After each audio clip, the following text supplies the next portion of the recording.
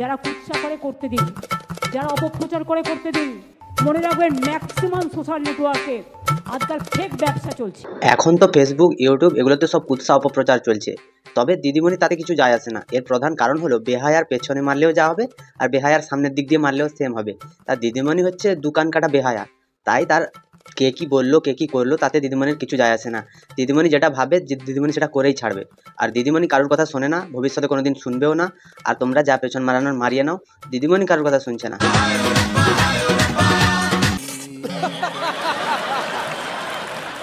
দেখবেন একটা ইউটিউব খুলবেন, বলবে আপনি এটা খান শরীর ভালো হবে। পরবর্তীকালে আর একটা খুলবেন, দেখবেন এটা খাবেন না তাহলে শরীর খারাপ হবে। তার মানে একটাও নেওয়া উচিত নয়। পশ্চিমবঙ্গে 2011 সালের পর থেকে যতগুলো দেশি মদের কারখানা নতুন গজে উঠেছে, বা গ্রামে গঞ্জে তো অনেক জায়গায় মহুল বা এরকম অনেক কিছু নেশা জাতীয় জিনিস এগুলো বিক্রি হচ্ছে। তো দিদিমণি প্রথমে সেগুলোকে 20 টাকার পাউচ করে বিক্রি করার চেষ্টা করলো। তো তখন যখন সেটা হলো না, তখন দিদিমণি সেটার দাম আরও কমিয়ে দিল। তো দিদিমণি যখন কমিয়ে দিল, তখন মানুষকে প্রথমে বলেছিল যে তোমরা খাবে না, আবার সেকেন্ড টাইমে দাম কমিয়ে দিদিমণি বলছে যে তোমরা আরও খাও। তো দিদিমণির হাতে যে আফগানি দপ্তর আছে, সেই আফগানি দপ্তরের যতটা টাকা ইনকাম হয় সেটা দিদিমণি তার নিজের পকেটে ঢুকিয়ে নেয়, বা এই যে কন্যাশ্রী, রূপশ্রী, যত রকম যা ভাতা আছে সেগুলোতে দেওয়ার চেষ্টা করে। তো এর কথা একদম বিশ্বাস করবে না, পুরোটাই ফেকু। এ এমন ফেকু যে তোমাদের পুরো লাইফটাই বরবাদ করে ছেড়ে দেবে।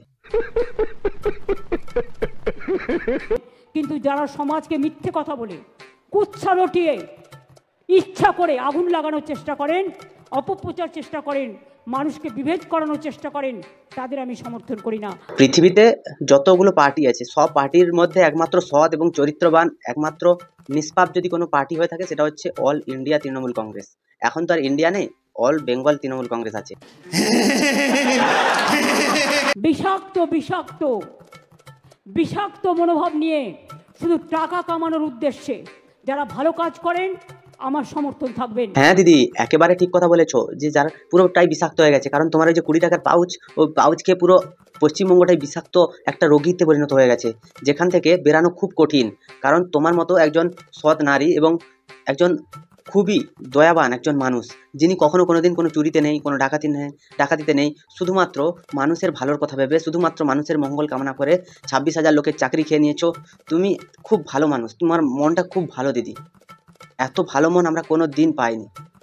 আমাদেরকে আমাদের নিজেদের বাবা মা যতটা না ভালোবাসে, তুমি তার থেকে বেশি ভালোবাসো। তাই তুমি আমাদের মুড়ি আর ঘুগনি বেচতে বলো, তুমি চা বেচতে বলো। তোমার মতো এত দয়াবান, এত প্রতিভাবান নারী পশ্চিমবঙ্গ কোনোদিন পায়নি আর পাবেও না। তুমি কার প্রতি দয়াশীল আর কার প্রতি তুমি রাগগ্রস্ত, তাতে আমার কিচ্ছু যায় আসে না, কারণ আমি তো পশ্চিমবঙ্গে থাকিই না। আমি বিভেদ নয়, ঐক্য চাই। পশ্চিমবঙ্গে সব থেকে বেশি বিভাজনের রাজনীতি সেটা আমাদের দিদিভাই খেলছে। তার কারণ হচ্ছে মুসলিমদের জন্য সব স্কিমে সবসময় বেশি বেশি নাম আছে। আমি আমাদের অঞ্চলের পুরো লিস্ট তোমাদের সামনে ধরিয়ে দেবো, কেউ যদি কমেন্ট করো। তাতে শুধু রহিনা বেবি, ফাতেমা বেবি, ইয়ে বিবি ও বিবি, আবাস যোজনার ঘরে, বাংলার আবাস যোজনা। আর ওখানটায় সাধারণ যে জনগণগুলো আছে তাদের নাম তো একটাও নেই, আর যারা আছে তারা একটু শিডিউল কাস্ট টাইপের। তো এখানটায় 90% মুসলিম লোককে নিয়ে তুমি বাংলার আবাস যোজনার বাড়ি দিচ্ছ। এখানটায় বিভেদের রাজনীতিটা কে করছে সেটা আমাদেরকে বলে দাও। নাটক কম করো প্রিয়। ধ্বংস নয় সৃষ্টি চাই, মৃত্যু নয় জীবন চাই। পুরো পশ্চিমবঙ্গটাকে ধ্বংস করে দিয়ে, পুরো পশ্চিমবঙ্গটাকে খাদের ধারে এনে দাঁড় করিয়ে দিয়ে এখন বলছে ধ্বংস নয় সৃষ্টি চাই। তুমি আসার পর থেকে কি কি সৃষ্টি করেছো, আর ওটা পশ্চিমবঙ্গের কারোর থেকে ধার না নিয়ে সেটা আমাদের সামনে তুলে ধরো, তাহলে আমরা বুঝতে পারবো যে তুমি সব সৃষ্টিই করতে এসছো। দেখো, ধার নিয়ে তো আমার বাবা যদি ধার নিয়ে আমাকে যদি ডাক্তারি পড়ায়, তারপরে যদি আমি যদি কোনো কারণে ফেল করে যাই, তখন আমার বাবা যদি সে টাকাটা ফেরাতে না পারে, তখন আমার বাবাকে কি বলবে যে আমার বাবা খুব বড় লোক, তার ছেলেকে ডাক্তারি পড়িয়েছে। তো সেই রকম করে তুমি বলো যে তুমি রাজ্য সরকারের, মানে প্রকৃত রাজ্য সরকারের যে প্রকৃত অর্থ, সেই অর্থ দিয়ে একটা কোনো কাজ করেছো, সেই অর্থ কত টাকা সেটা একটু আমাদের সামনে তুলে ধরলে ভালো হয়। ধার করে সবাই নবাবি মারাতে পারে, কিন্তু বিনা ধার করে নবাবি মারানোটা একটুখানি টাফ আছে। শাবাশ বেটা, বহুত বড়িয়া। বাংলার মাটিতে সৃষ্টি চাই, স্রষ্টা চাই, দ্রষ্টা চাই। সৃষ্টি চাই, স্রষ্টা চাই, আর লাস্টেরটা কি বললো সেটা আমাদের মাথায় ঢুকলো না। কারণ দিদিমণি ছড়ার মতো তার কথাগুলো একটু গোলমেলে। এই কথাগুলো বুঝতে হলে কোনো একজন পিএইচডি ডিগ্রি প্রাপ্ত কোনো একজন শিক্ষককে এনে এখানটায় বসাতে হবে, যে দিদিমণি যে কথাগুলো বলেন সেগুলো তার বাস্তবসম্মতর কোনো অর্থ আছে কি না, তাহলে সেটা আমাদের বুঝতে সুবিধা হয়। কারণ জনগণ তো মূর্খ, জনগণ যদি মূর্খ না হতো তাহলে একে কোনোদিন ভোট দিত না। জনগণ মূর্খ, তাই এদেরকে ভোট দিয়েছে। জনগণ যখন ভোট দিয়েই দিয়েছে তখন একটা ট্রান্সলেটারের মতো কেউ একজন লোক এলে ভালো হতো, কারণ এর যে অর্থগুলো বোঝার মতো সাধারণ মানুষের ক্ষমতা নেই, এগুলো কিরণমালাই বুঝতে পারবে। লক্ষ্মীর ভাণ্ডার সারা ভারতবর্ষে নয়, সারা পৃথিবীতে আমরা চালু করেছিলাম। ভাবা যায় পশ্চিমবঙ্গের বাইরে মানে ন্যাশনাল ছাড়িয়ে ইন্টারন্যাশনালি লক্ষ্মীর ভাণ্ডার চালু করেছে। এ তো মহিয়সী নারী, এর মায়া মমতা বেদনা করুণা দেখে আমরা সত্যি অভিভূত। ইন্টারন্যাশনালি ট্রাম্পের বউ কত টাকা লক্ষ্মীর ভাণ্ডারের ভাতা পায় দিদি? বা ওই যে মেলানি, আমাদের নরেন্দ্র মোদীর সাথে যে যিনি দেখা করতে এসেছিলেন ইটালির প্রধানমন্ত্রী, তিনি কত টাকা ভাতা পান?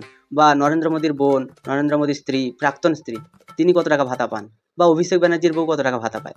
দেখো আমাদের যে পশ্চিমবঙ্গে ভাতা হচ্ছে 500 টাকা 1000 টাকা, তো যখন ইন্টারন্যাশনালি যাবে তখন তো ভাতাটা ডলারে চলে যাবে না। তো ট্রাম্পের বউ কত ডলার ভাতা পায় সেটা আমাদের জানার খুব অধিকার আছে। পৃথিবী জুড়ে যখন ভাতা চালু করেছো তাহলে সবাই নিশ্চয়ই পাবে। বা পাকিস্তানের যে প্রধানমন্ত্রী আছে তার বউ কত টাকা ভাতা পায়? পাকিস্তানের প্রধানমন্ত্রী সে কত টাকা কৃষক বন্ধুতে পেয়েছে, কারণ এবছর জল পায়নি, খরা ছিল, কত টাকা পেয়েছে একটু আমাদেরকে বললে আমরা খুব খুশি হতাম দিদি। মনে রাখবেন, আর সারা জীবন পর্যন্ত চলবে। টাকা কোত্থেকে আসবে? কে দেবে টাকা? এত টাকা যে তুমি ধার করে দিয়ে যাচ্ছ আমাদের মতো সাধারণ মানুষের উপরে, এত এত টাকার বোঝা চাপিয়ে দিয়ে যাচ্ছ, তো সারা জীবন ধরে সে ট্রাম্পের বউ, পাকিস্তানের প্রধানমন্ত্রীর বউ, তারপরে তোমার আর যারা যারা আছে আমাদের শত্রু দেশ, বাংলাদেশে প্রধানমন্ত্রী শেখ হাসিনা, এরকম কত কত ইন্টারন্যাশনালি যেহেতু ভাতাটা হচ্ছে না, তো এত এত ডলার খরচা করলে আমাদের জন্য বাঁচবে কি? আমাদেরকে তো লাস্টে হাতে বাটি নিয়ে গিয়ে দুবাইয়ের রাজপথে ঘুরতে হবে, সেখানটায় গিয়ে ভিক্ষা চাইতে হবে। তোমার এই যে সৃষ্টি বা তোমার এই যে রাজ্য, এ এক আজব রাজ্য। আজব রাজ্যে সবাই গোলাম, সবাই 500 টাকা বিক্রি হয়ে গেছে।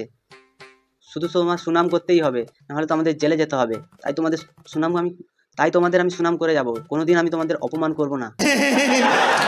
মেয়েদের সম্মান, মা বোনদের সম্মান, মেয়েদের সম্মান এবং মা বোনেদের সম্মান, যেটা 500 টাকায় দিদি পুরো কিনে নিয়েছে। তাই দিদি যখন 500 টাকা 1000 টাকায় মেয়েদের মান সম্মান কিনে নিয়েছে, তখন আর মেয়েরা কোনো গলা উঁচিয়ে কথা বলতে পারবে না। তো মেয়েরা যখন বলেছে দিদি আমাদের সব, দিদি আমাদের জন্য অনেক কিছু করেছে, দিদি আমাদেরকে 1000 টাকা করে দিয়েছে, আমাদের কাছে পুরো ভগবান, তোমাদের আর কারোর কোনো কথা শুনবো না। আর মেয়েদের সম্মান যখন দিদি কিনতে পেরেছে, পুরো পৃথিবীকে কিনে নেবে, কারণ পুরো পৃথিবীতে তো ভাতা দেওয়া হয়, তাই না? সকালবেলা কি উল্টো পাল্টা বলছো? কেউ কেউ এখন থেকে বলছে এত দেবো অত দেবো।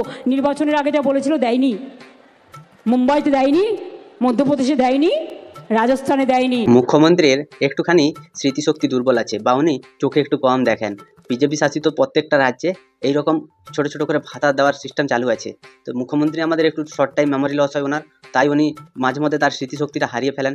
বা কোনো একটা মুভি দেখেন, সিরিয়াল টিরিয়াল দেখেন, কারণ এনার শিক্ষাগত যোগ্যতার দৌড় এনার কত দূর সেটা আমাদের জানা আছে। তিনি কবিতা লিখলেও এনার কবিতার অর্থ, আর কদিন পরে যখন উনি থাকবেন না তখন এই কবিতার অর্থ উদ্ধার করা একজন গবেষকের পক্ষেও খুব কঠিন হয়ে দাঁড়াবে। তাই তিনি যতক্ষণ বেঁচে আছেন প্রত্যেকটা গবেষককে বলবো যে ওনার যে কবিতার যে মানেগুলো আছে ওগুলো উদ্ধার করুন, এবং আপনারাও যান ওনার শিক্ষায় শিক্ষিত হন। উনি খুবই শিক্ষিত, পশ্চিমবঙ্গে এরকম শিক্ষিত মানুষ আর দুটো নেই। বিদ্যাসাগরের পরে আমাদের মমতা ব্যানার্জির নাম পুরো জলজল করে লেখা থাকবে। এরা ভোটের আগে একরকম বলে, ভোটের পরে ভুলে যায়। আমরা করি না, আমরা যা বলি আমরা সেটা করি। একদম দিদি, তোমরা যা বলো তা করো, কিন্তু ধার করে।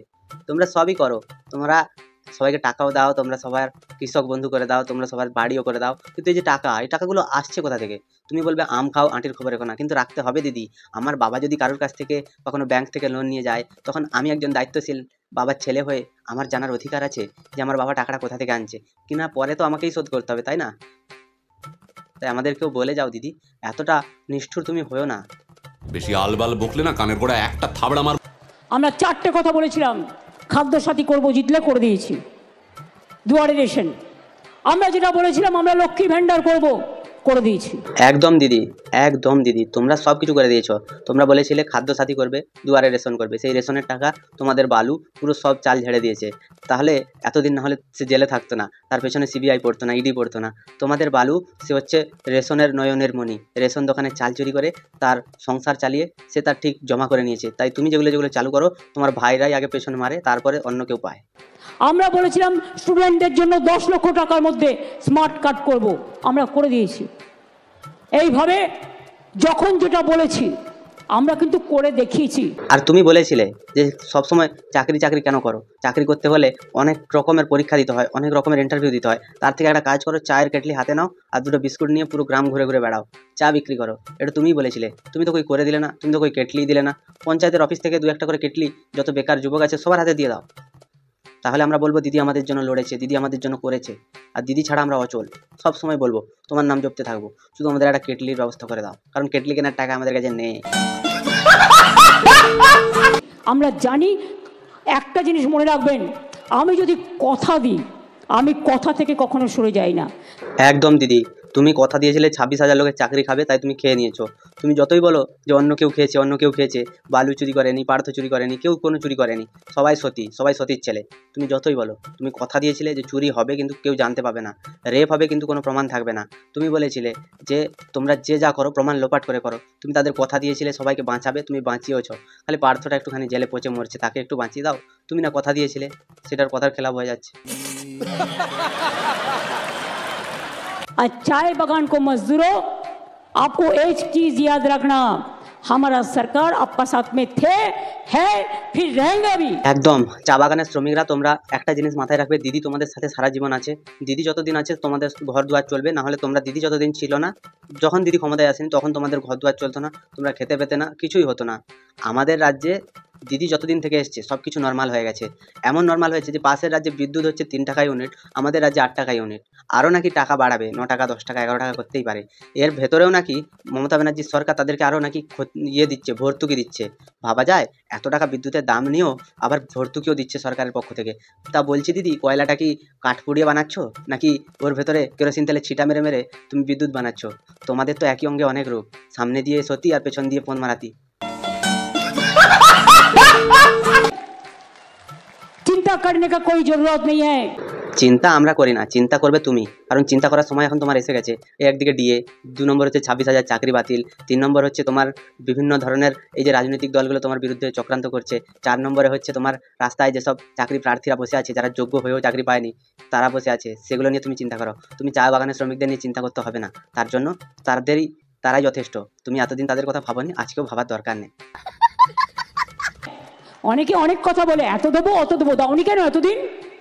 দেয়নি কারণ তুমি আছো, তোমার মতো দয়াময়ী একদম মহিয়সী নারী আছে, তো তারা কেন দেবে বলো? তো তারা আসলে তো তোমার অপমান করা হবে না। দেখো, মাদার টেরেজার কাছ থেকে তুমি যখন দীক্ষা নিয়েছো, বা মাদার টেরেজার সাথে তুমি যখন দেখা করেছো, তুমি এত বড় মহিয়সী একজন নারী, তো তুমিই তো পারো না সবাইকে ভালো রাখতে, সুখে রাখতে। তাই ওরা দেয়নি, বলেছিল, কিন্তু পরে ভাবলো যে আমাদের কাছে তো এত বড় একটা অমূল্য রত্ন আছে, তো সে তো দিতে পারে, তাই তারা দেয়নি। বল, বাগে খেলেও তো দেখতে আসো না, আর বড় বড় ভাষণ। আগে খেলেও কেউ দেখতে আসে না, তাই বড় বড় ভাষণ দেয়, এটা সত্যি কথা। কেউ কোনোদিন দেখতে যায়নি। দিদি একমাত্র যে সন্দেশখালিতে যখন মা বোনেরা অত্যাচারিত পীড়িত হচ্ছিল, যখন সেখানে গণ আন্দোলন হচ্ছিল, তখন দিদি সেই দিনই রাত্রে চলে গেছিলো দেখতে। তারপরে যখন মালদা আর মুর্শিদাবাদ এই সাইডগুলোতে যখন দাঙ্গা হাঙ্গামা হচ্ছিল, তখনও দিদি সেই দিন গেছিলো সে দাঙ্গা হাঙ্গামাকে রক্ষা করার জন্য। দিদি সব জায়গায় তার পুলিশ পাঠায়, না হলে সে নিজে যায়। এবার পুলিশরা বলেছিল খালি আমার হাত পা বাঁধা, দিদি বলেছিল যে আমার সময় নাই। এইটাই শুধু, নাহলে দিদি সবার কাছেই দাঁড়ায় গিয়ে, এমন কোনো মানুষ নেই যার কাছে দিদি দাঁড়ায় না। দিদি খুবই দয়াবান। দিদি তোমার পদতলে প্রণাম।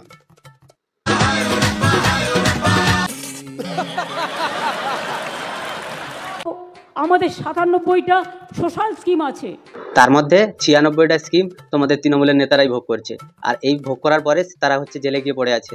এই 97টা যে স্কিম আছে, এই স্কিমের মধ্যে ভাইপো নিয়েছে 20টা, এরকম করে ভাগ ভাগ হয়ে সে স্কিমগুলো যারা উপকারিতা পাচ্ছে সব তৃণমূলের লোকেরাই পাচ্ছে।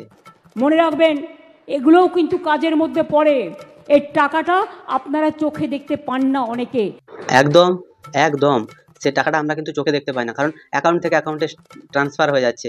এবার দেখো, একটা টাকা যদি সরকারের অ্যাকাউন্ট থেকে বিডিওর অ্যাকাউন্টে এলো, বিডিওর অ্যাকাউন্ট থেকে যদি ভাইপোর অ্যাকাউন্টে ট্রান্সফার হয়ে যায়, তাহলে সাধারণ জনগণ জানবে কী করে? এগুলো তো জানারও কথা না, আর জনগণের কোনোদিন জানারও ইচ্ছে নেই, কারণ তারা 500 টাকা 1000 টাকায় খুব খুশি। এত খুশি যে তারা ডেলি মাংস ভাত খাচ্ছে। 500 টাকার মূল্য আমাদের পশ্চিমবঙ্গে বহুত। 500 টাকায় একজনের 1 বছর সংসার চলে যাবে। কিন্তু যে পায় সে বোঝে এটার মর্ম কতটা। একদম ঠিক, একদম ঠিক।